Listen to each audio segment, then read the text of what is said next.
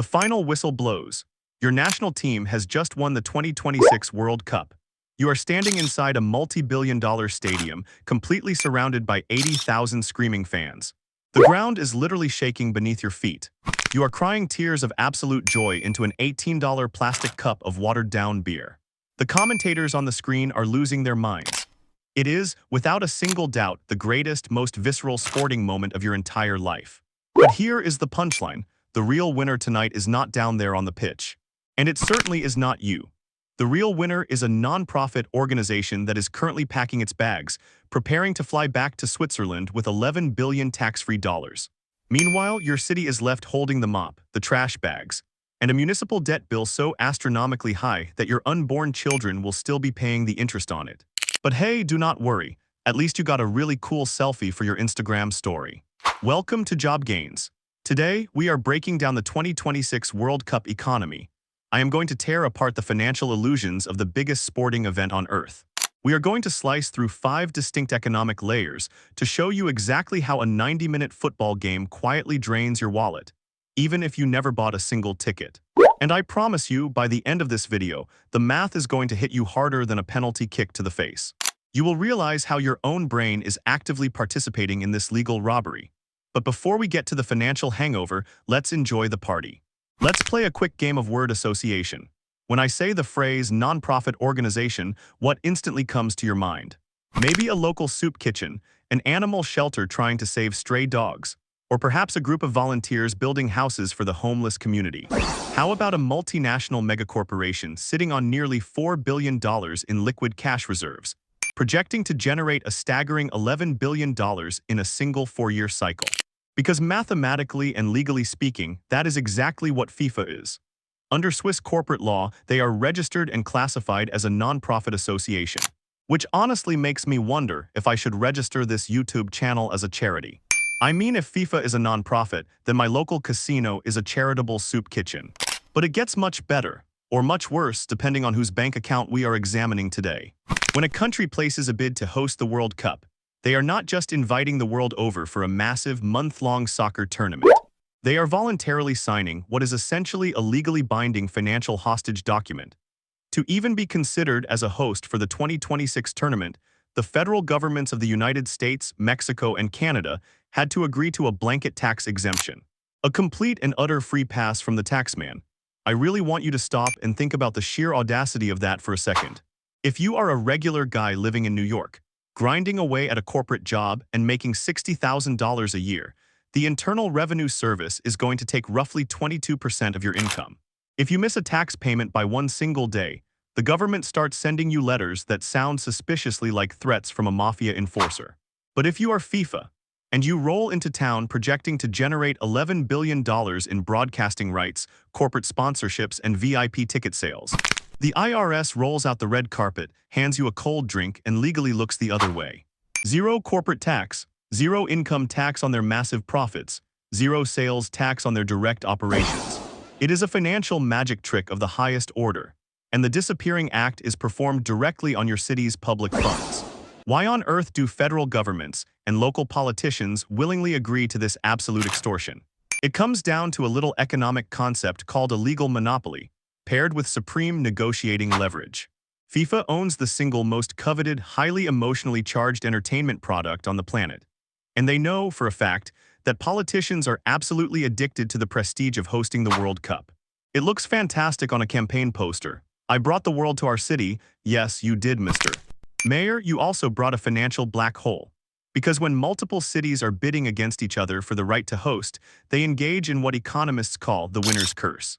They keep offering more concessions, more tax breaks, and more free infrastructure just to beat the rival city. They bid so high that winning actually becomes a massive financial loss. Here is a fundamental rule of money that you need to remember. If you do not have the leverage in a negotiation, you are the one paying for the dinner. And right now, the taxpayers are buying the most expensive, tax-free dinner in human history. Yet this nonprofit will vacuum up more money in a few weeks than most small nations produce in a year. Meanwhile, your local government is paying for the police overtime, the massive road closures, the upgraded fiber optic infrastructure, and the extra medical staff on standby. Your city is essentially throwing a massive, lavish wedding. You are paying for the catering, hiring the live band, and cleaning up the vomit at 3 a.m. In FIFA, they are the neighbor next door who walks in uninvited, takes all the envelopes of cash from the wedding gift table, and skips town before the cake is even cut. Let's step away from the macroeconomic billions for a second. I want to scale this down. Let's walk right through the turnstiles and look at the microeconomy of a single fan. The exact second your barcode is scanned and you walk through those metal detectors, you are no longer a citizen of a free, competitive market. You have just entered an economist's favorite playground. You have entered what we call a captive market. A captive market is a highly controlled environment where you are legally prohibited from bringing in your own supplies and physically restricted from leaving to find cheaper alternatives. The supply is artificially strangled by a monopoly, and your demand is driven by raw, unadulterated emotion and biology. It is the perfect recipe for price gouging, so you walk up to the concession stand. The game is incredibly tense. You are stressed out because your team is losing, you want a drink. You order a standard, unremarkable plastic cup of domestic beer. The cashier, who looks like he has not slept since the group stages, looks you dead in the eye and asks for $18. $18 for a beverage that tastes vaguely like fermented tap water. Let's break down the actual supply chain of that specific transaction. The liquid inside that cup, the incredibly cheap plastic it is served in, the logistics to truck it to the stadium, and the hour all combined that cost the vendor roughly $2, which leaves a clean, crisp $16 gross profit. That is an 800% markup. To put that into perspective, the smartest hedge fund managers on Wall Street, the guys with math PhDs and supercomputers, are absolutely thrilled if they can squeeze out a 20% return in a year. Meanwhile, the stadium vendor is pulling an 800% return on a cup of liquid in the time it takes you to find your seat. You see, you are not paying for the quality of the ingredients. You're paying $18 for a $2 beer because you have absolutely no other choice. It is not just a beverage. It is a tax on your inability to hold your thirst for 2 hours. Here is a golden financial rule to remember. Never make a purchase in an environment where the exits are blocked and you do not have the physical right to walk away. But let's be completely honest, the beer is just the appetizer. Let's talk about how you got into the stadium in the first place. Because the secondary ticket market for a World Cup final is where financial logic goes to die a very painful death. If you want a VIP seat at MetLife Stadium right now, you are looking at dropping roughly $20,000 on the black market. 20 grand for a chair. Let's do some quick financial opportunity cost math on that $20,000 ticket. If you took that 20 grand and put it into an S&P 500 index fund at a standard, conservative 7% annual return, in 20 years, thanks to the magic of compound interest, it would grow to nearly $80,000. Instead, you spend it to sit in a hard plastic chair, eat a cold hot dog, and watch 22 millionaires sweat on a lawn for 90 minutes. You literally traded a down payment on a house or a year of comfortable retirement for an experience that you will only vaguely remember because you had too many $18 beers. It is a masterclass in behavioral economics. The scarcity is entirely artificial, the hype is aggressively manufactured, but the money leaving your bank account is very, very real. But wait, what about the local economy? Every single politician who campaigned to bring the World Cup to their city promised the exact same thing on live television. It will bring unprecedented wealth to the city. It will create jobs. The money will trickle down to the working class. Ah, trickle-down economics, my absolute favorite genre of fictional literature. Let's visualize this trickle-down effect during the World Cup. Picture a massive, luxurious champagne tower, the kind you see at billionaire galas. Except in this economic model, the glass at the very top is the size of an Olympic swimming pool, and the glasses at the bottom are tiny shot glasses. With holes in the bottom, the money doesn't trickle down, it gets instantly vacuumed up by corporate algorithms. Let's look at the hospitality sector. Imagine a basic 2-star motel 30 miles away from the stadium. Normally, it charges $80 a night. It has a remarkably lumpy mattress, no room service, and it smells faintly of bleach and regret. But during the week of the World Cup final, thanks to dynamic pricing algorithms constantly scanning the internet for demand spikes, that exact same lumpy mattress is now going for $450 a night. And they require a mandatory 3-night minimum stay. That is a 400% markup on the exact same asset, with zero improvement in quality. Now let me ask you a very simple question. Does the housekeeper, who is making minimum wage and scrubbing those floors until her knees bleed, see any of that 400% surge in pricing? Does she get a massive bonus check at the end of the week? Of course not. That extra margin bypasses the local working class completely. It flies right over their heads and goes straight into the corporate bottom line of a massive hospitality conglomerate headquartered in another state. Or how about leaving the stadium? The game is over, your team won, and you open your Uber or Lyft app to get back to that overpriced motel. The algorithmic surge pricing hits you like a physical punch to the stomach. A standard 10-kilometer ride home, a trip that would normally cost you $20, is suddenly quoting you $250. Suddenly, walking 10 kilometers at midnight has never seemed so incredibly beneficial for your personal finances. And then there is the grand illusion of the 10,000 new jobs that the mayor was so proud of creating. Let's be brutally mathematically honest here. These are not careers. These are not jobs that build a middle class. These are one-month temporary contracts. There are zero health benefits, zero retirement contributions, zero job security. It is exhausting, low-wage physical labor designed to cater to a massive influx of wealthy tourists for exactly 30 days, before everyone is laid off again. The harsh reality of the gig economy during these mega events is that the quality of a city's cash flow matters infinitely more than the volume of its cash flow. Yes, the World Cup technically creates 10,000 jobs on paper, but working 80 hours a week, cleaning VIP toilets for minimum wage so a billionaire can have a tax-free party isn't an economic boom. It's just modern feudalism with significantly better marketing. Let's do a quick side-by-side financial comparison. The absolute maximum total earnings of a stadium janitor, working back-breaking shifts for the entire 30-day tournament, is roughly equivalent to the bar tab of one single luxury VIP suite during the 90-minute final. But hey, remember, the executives sipping that vintage champagne are technically running a non-profit charity. The money flows in, the tourists spend their cash, the algorithms extract the maximum possible profit, and then everyone just leaves. So the local working class is getting squeezed dry by pricing algorithms, and the city is eating the infrastructure costs. But what about the real money? The invisible money that never even touches the concrete of the stadium. Let's talk about the television broadcast. Let's talk about the attention economy.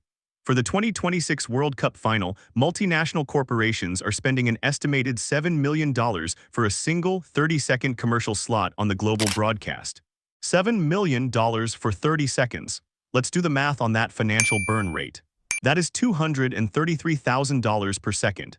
In the exact amount of time it takes you to clear your throat or casually reach across the coffee table for another slice of pizza, a car brand just burned through a decade of your salary. And they did it just to remind you that their cars still exist. And what are they even showing you in these commercials? Sometimes it is not even a groundbreaking new technology. It is a beautifully shot, emotionally manipulative cinematic short film about a potato chip. They literally hired an Oscar-winning director and paid $7 million for airtime just to make you feel a deep spiritual connection to a salted carbohydrate.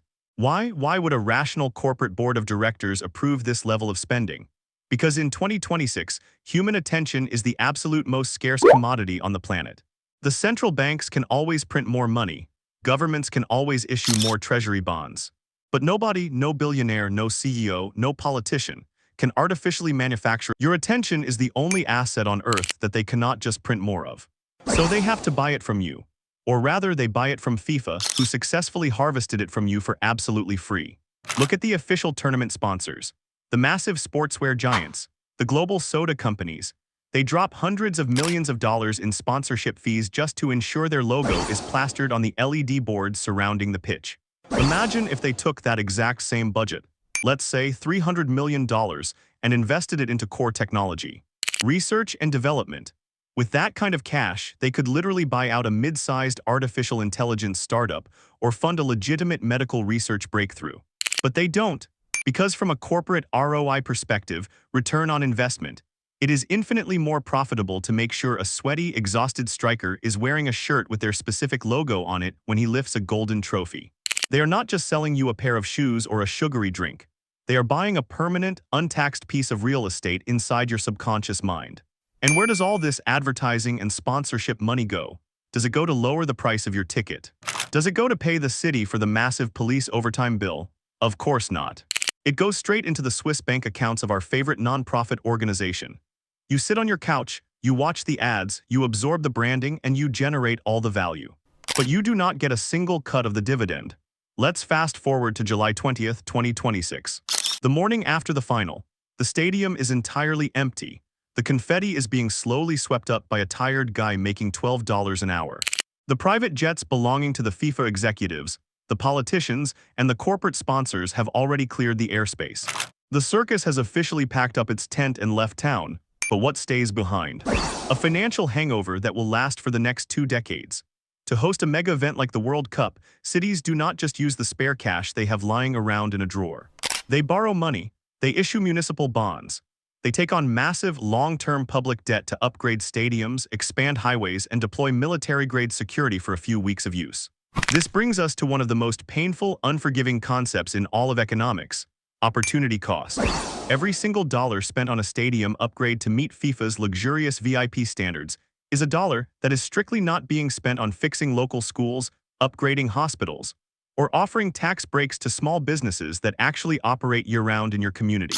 You are essentially buying a multi-million-dollar Ferrari just to drive it around the block exactly one time, but you are legally agreeing to pay the insurance and maintenance on it for the rest of your natural life. Because long after the fans are gone, the maintenance bills for these massive infrastructures remain. And let's be perfectly clear about how municipal bonds work. The city borrows millions from wealthy investors to pay for the party, and then uses your future tax dollars to pay those wealthy investors back with interest. It is a highly efficient wealth transfer from the working class to the financial elite, disguised as a soccer tournament. Imagine looking at your newborn baby sleeping peacefully in their crib. They cannot even walk or talk yet, but thanks to the city's massive bond issuance for the World Cup, they already have a negative $1,200 tax liability hovering over their head. Governments fall victim to the ultimate sunk cost fallacy.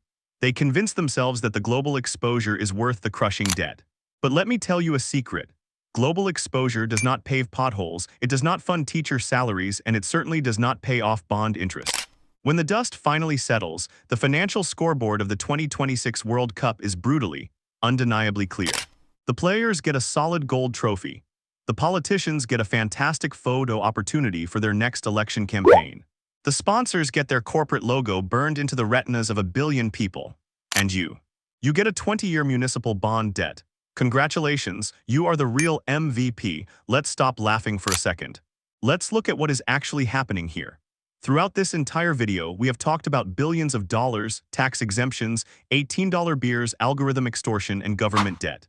But none of those things are the actual product of the 2026 World Cup economy. The product is you, your attention, your emotional vulnerability, and your willingness to blindly swipe a credit card when the crowd roars. In the year 2026, we are living in a culture of extreme financial blindness, carefully masked by the illusion of chasing experiences. We rationalize terrible, destructive financial decisions because they are marketed to us as a once-in-a-lifetime event. Let's talk about the neuroscience of a stadium. When you are standing in a crowd of 80,000 people, screaming at the top of your lungs for your national team, your brain is flooded with a cocktail of oxytocin and dopamine. Biologically speaking, the prefrontal cortex, the specific part of your brain responsible for logic, reason, risk assessment, and financial planning, completely and entirely flatlines. The corporations know this. FIFA knows this. The advertisers know this. They know that in that exact moment of peak emotional vulnerability, you will not care about an 800% markup. You will not care about the true cost of a ticket. You will proudly take out a buy now, pay later loan just to afford a seat. You will use Klarna or Affirm to split a $5,000 ticket into 24 months of high-interest debt, willingly trading years of your future financial freedom for 3 Instagram stories and a fleeting rush of manufactured adrenaline. We convince ourselves that we are supporting the sport. We think we are part of the game. But you are not a player in this game. You are the capital being harvested. You are trapped in a captive market, willingly handing your hard-earned money over to a legally monopolized, tax-exempt empire, while your own city quietly mortgages your future to pay for the venue. The billionaires who organized this did not win because their team scored a goal. They won because they figured out how to monetize your tribal instincts. When the final whistle echoes through the stadium, the illusion shatters. Tomorrow morning, the executives will wake up on their private jets, calculating the profit margins of their next mega event in another tax haven. But you still have to wake up at 8 a.m., you still have to sit in gridlock traffic. You still have to clock in at a job you might not even like, trading your limited, precious time on this earth to pay off the credit card debt you took on for 90 minutes of glory. The game is over, the question is, who really got played? Welcome back to reality. Look, I am not telling you to stop loving football, I love the game too. But I am asking you to start loving your own bank account, just a little bit more than you love a billionaire's tax-free party. So I have a question for you. Since your local tax dollars are going to be paying for the stadium's maintenance and security until you are old and gray, I believe you should at least get the naming rights. Comment down below. What would you honestly rename your city's stadium to reflect your true financial reality? Are we calling it the Sunk Cost Arena, the 401k Graveyard, or maybe the Buy Now Cry Later Dome? Drop your best stadium names in the comments, and I will pin the one that hurts my soul the most. Also, do me a favor. Share this video with that one friend who is currently planning to max out 3 credit cards just to get a seat in the upper deck. Save them from themselves. Hit subscribe if you want to keep surviving the modern economy. I'm Alex. I will be watching the World Cup final right here from my couch. The beer is about $16 cheaper here, and I don't have to pay a $200 Uber surge price to walk to my bedroom.